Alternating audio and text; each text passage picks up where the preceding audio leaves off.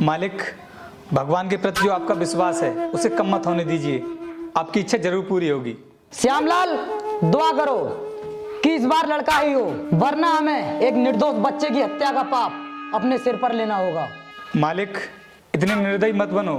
सुनो श्यामलाल, ये जो हम हर साल देवी माँ के दर्शन के लिए जाते हैं, तो आज के बाद हम कभी नहीं जाएंगे अगर लड़की हुई तो। नहीं मालिक, अगर लड़की हुई तो समझो वह उसी देवी माँ का आशीर्वाद होगा जिनके आप दर्शन करने जाते हैं, और आशीर्वाद को कभी ठुकराया नहीं जाता। नहीं चाहिए हमें ऐसा आशीर्वाद जो बड़ा होकर हमारे माथे का कलंक बन जाए। नहीं मालिक, लड़की होना कोई इतना बड़ा अपराध नहीं है।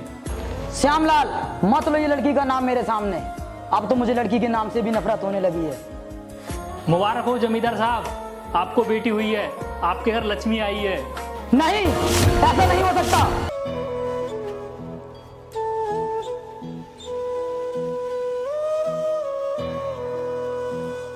रामलाल, ये जो मालिक हमसे करवा रहे हैं, क्या ये करना ठीक है? ठीक तो नहीं है श्यामलाल, लेकिन हम कर भी क्या सकते हैं। अगर हमने ऐसा नहीं किया तो मालिक हमें नौकरी से निकाल देंगे। बात तो ठीक है रामलाल तुम्हारी,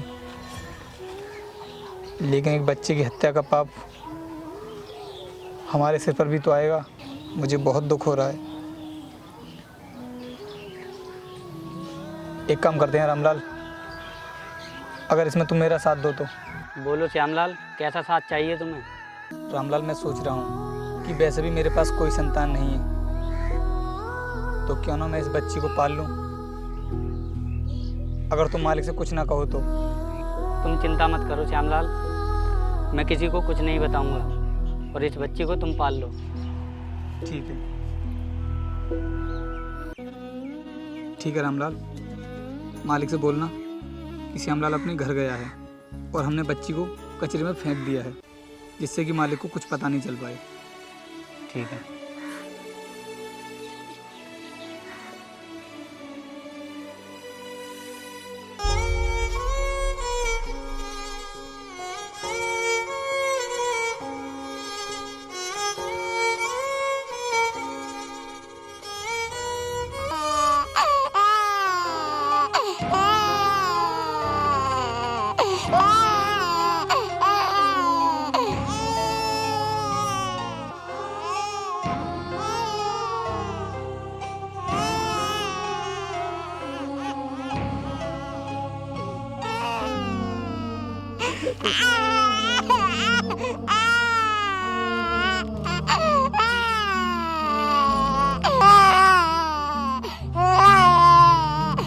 ना बेटा, ना ना, चुप जाओ चुप जाओ।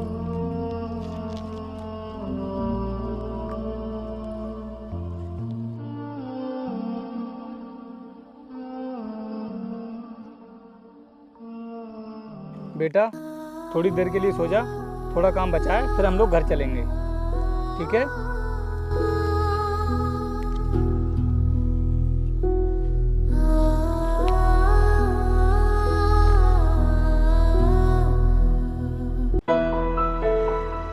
श्यामलाल, अगर इस बार लड़की हुई तो हम उसे फेंकेंगे नहीं। हाँ बिल्कुल मालिक, मुझे आपसे यही उम्मीद थी। अगर लड़की होती है तो क्यों आप पाप अपने सिर पर चढ़ाएंगे, और वैसे भी लड़की भी तो इंसान होती है। बल्कि हम अपने हाथों से उसका गला दबा देंगे। मालिक, एक लड़की की जान तो आप पहले ही ले चुके हैं। उसे भी तो भगवान ने ही बनाया है, उसे भी जीने का अधिकार है। अरे बनाया होगा किसी ने, हमें उससे कोई मतलब नहीं है। हमें सिर्फ लड़का चाहिए, लड़का। और सुनो, हमारे घर में लड़कियों को जीने का कोई अधिकार नहीं है। अरे मालिक, आप ये क्यों नहीं समझते कि आज के समय में लड़कियां लड़कों से आगे निकल चुकी हैं। बधाई हो जमींदार साहब, आपकी इच्छा पूरी हुई, आपके घर में लड़का पैदा हुआ है। अच्छा हुआ इस बार हमारे हाथों से एक जान और बच गई। श्यामलाल, आज हम बहुत खुश हैं। गांव में जाकर शोर मचा दो कि जमींदार के यहाँ लड़का आया है। जाओ, पूरे गांव में ढोल बजवाओ, मिठाइयाँ बंटवाओ और दारू बंटवाओ। ठीक है मालिक, सब कुछ बंटवाते हैं। और रामलाल, चलो भैया चलो, जमींदार साहब का लड़का पैदा हुआ है, प्रसाद खा लो। अरे श्यामलाल, इधर आओ। मालिक, इन गांव वालों को लड्डू बंटवाओ। ठीक है मालिक, अभी बंटवाते हैं। ठीक है, हम पैसे लौटाते हैं। जी मालिक। नाचो।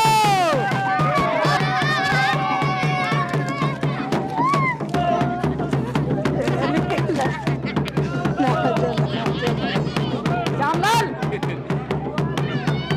बांटो लड्डू सभी के लिए और कम पड़ेगा और मंगवा देंगे हम। ठीक है मालिक। आओ।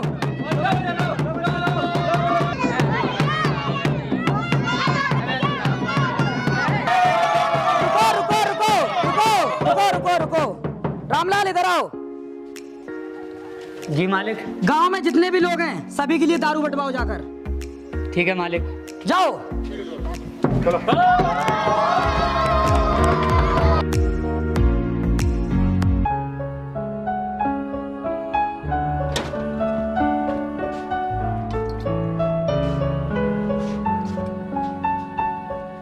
अरे ये क्या है बेटा?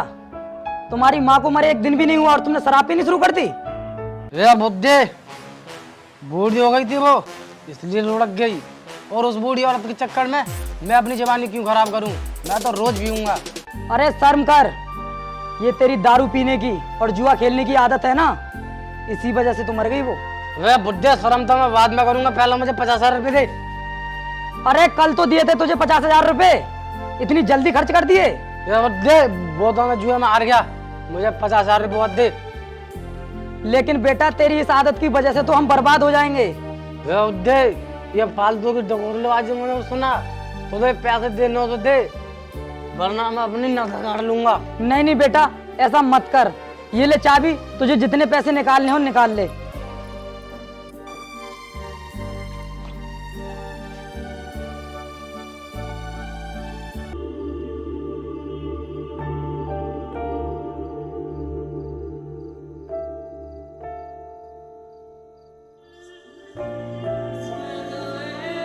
पापा, बेटा क्या है ये सब? दिखता नहीं है बुड्ढे, बहू लेकर आया हूँ। अंधा हो गया क्या? चल आशीर्वाद दे। जीती रहो बहू। अबे ये वाला आशीर्वाद नहीं बुड्ढे, पैसे दे पैसे। और जितना सोना चांदी जेवरात घर में है सब चलकर बहू को दे दे, क्योंकि हम लोग यहाँ नहीं रहने वाले। लेकिन तुम ये क्या कह रहे हो बेटा?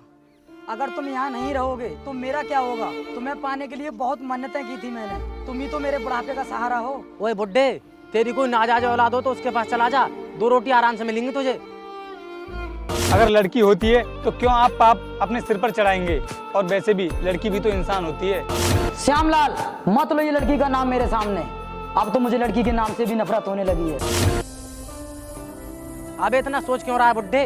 बेटी तुम ही समझाओ इसको, आखिर लोग क्या कहेंगे तुम्हें? ओए बुड्ढे, क्या कहेंगे लोग? हम कोई गलत काम थोड़ी कर रहे हैं। एक तो हम इतने शरीफ हैं कि आजकल के दौर में लोग माँ बाप को घर से खुद निकाल दिया करते हैं, और यहाँ तो हम खुद घर से जा रहे हैं। आराम से रहना तो यहाँ। चलो डार्लिंग, इस बुड्ढे की बात मत सुनो, हम लोग निकलते हैं। बेटा मुझे छोड़कर मत जाओ, रुक जाओ। क्या होगा इस उम्र में मेरा?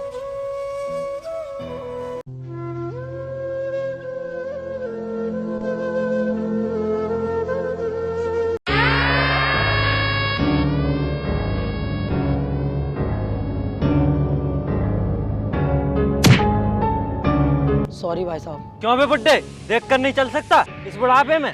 लगता है भाई इसकी आंखों में चर्बी आ गई है, निकालनी पड़ेगी साले की। अरे भाई साहब गलती आपकी है, आप ही तो टकराए थे मुझसे। अरे भाई यूं ना मानेगा ऐसे, देखो अपनी सफाई दे रहा है। अरे भाई मैं खुद किस्मत का मारा हूँ, मैं क्यों टकराऊंगा आपसे? हम तेरा दुखड़ा सुनने के लिए नहीं आए हैं। मारो साले को।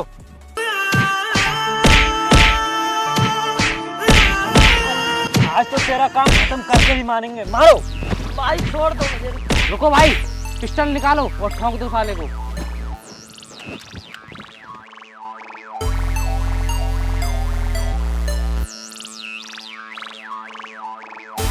भाई साहब बचा लो मुझे। अरे बेटा तू, बेटा बचा ले मुझे इन गुंडों से। ये बचाएगा इस बुड्ढे को ये। अरे बुड्ढे, मैं क्यों बचाऊं तुझे? क्या कहा बेटे? तू नहीं बचाएगा मुझे? मैंने तुझे अपनी जान से भी ज्यादा प्यार किया था।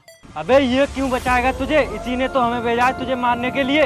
बेटा ये लोग क्या बोले जा रहे हैं? हाँ बुड्ढे, ये लोग सच बोल रहे हैं। मैं नहीं भेजा इन लोगों को तुझे टपकाने के लिए, क्योंकि जब तक तू नहीं मरेगा तो तेरे नाम की जमीन मेरे नाम पर कैसे आएगी? क्या बेटा, जमीन के लिए तू मुझे मरवाएगा? हाँ तो बुड्ढे, तेरा इस बुढ़ापे में करूंगा ही क्या मैं? लारे ला काली, पिस्टल मुझे दे, मैं इसे अपने हाथों से टपका डालता हूँ।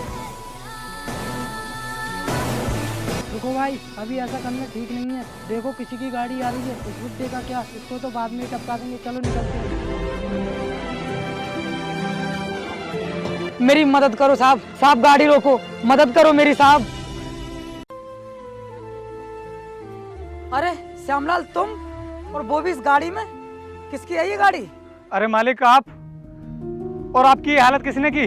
श्यामलाल, कुछ गुंडे मुझे मारना चाहते हैं और उनमें मेरा बेटा भी शामिल है। कोई बात नहीं मालिक, आप मेरे साथ चलिए घर, आइए बैठिए।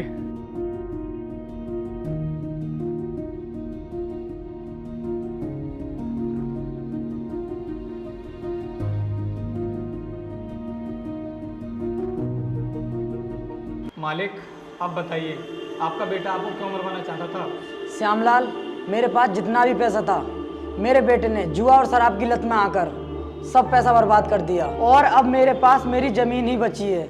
वो मुझे मरवाकर उस जमीन को अपने नाम पर करना चाहता है। श्यामलाल, आज मुझे अपनी उस फेंकी हुई बेटी का बहुत अफसोस हो रहा है। मालिक, मैंने तो आपको पहले ही समझाया था कि बेटियां भी किसी भी क्षेत्र में बेटों से कम नहीं होती हैं। श्यामलाल, अब मुझे ये बताओ कि तुम्हारी जिंदगी इतनी जल्दी कैसे बदल गई? बताना क्या है मालिक, अब से कुछ साल पहले आपने जिस बेटी को हमसे फेंकने के लिए कहा था, हमने उसको फेंका नहीं, बल्कि मैंने उसे पाला, उसकी अच्छे से परवरिश की और उसे खूब पढ़ाया लिखाया। और मालिक, अभी कुछ दिन पहले उसने मेरा सीना गर्भ से चौड़ा कर दिया।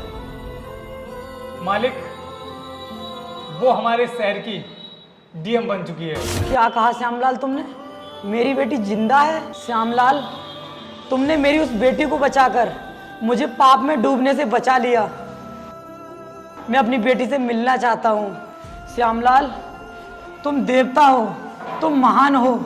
तुमने एक निर्दोष और मासूम बच्ची की जान बचाकर मेरे ऊपर बहुत बड़ा एहसान किया है। अरे मालिक, उठो आप।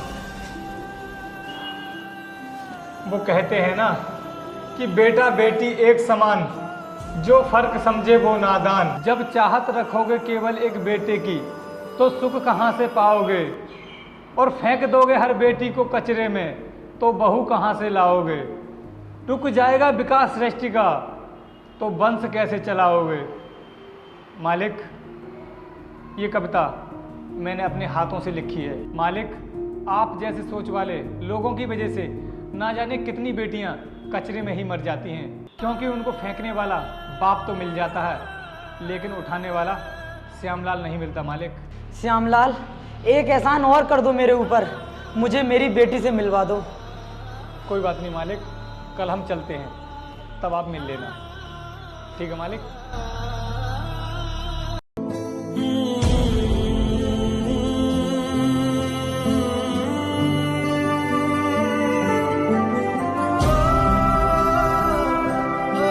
मालिक, ये है आपकी बेटी। मालिक, आप रो रहे हैं? अपनी बेटी से नहीं मिलेंगे? श्यामलाल, कैसे बात करूं अपनी बेटी से? मैं तो उसे मुंह दिखाने के लायक भी नहीं हूं। नहीं मालिक, ऐसी बात नहीं है। आखिर गलती तो इंसान से ही होती है, और उस गलती का पश्चाताप आप कर चुके हैं। आइए मालिक। बेटी। अरे अंकल, आपने क्या तकलीफ की? मुझे बोल दिया होता, मैं आ जाती। बैठिए आप।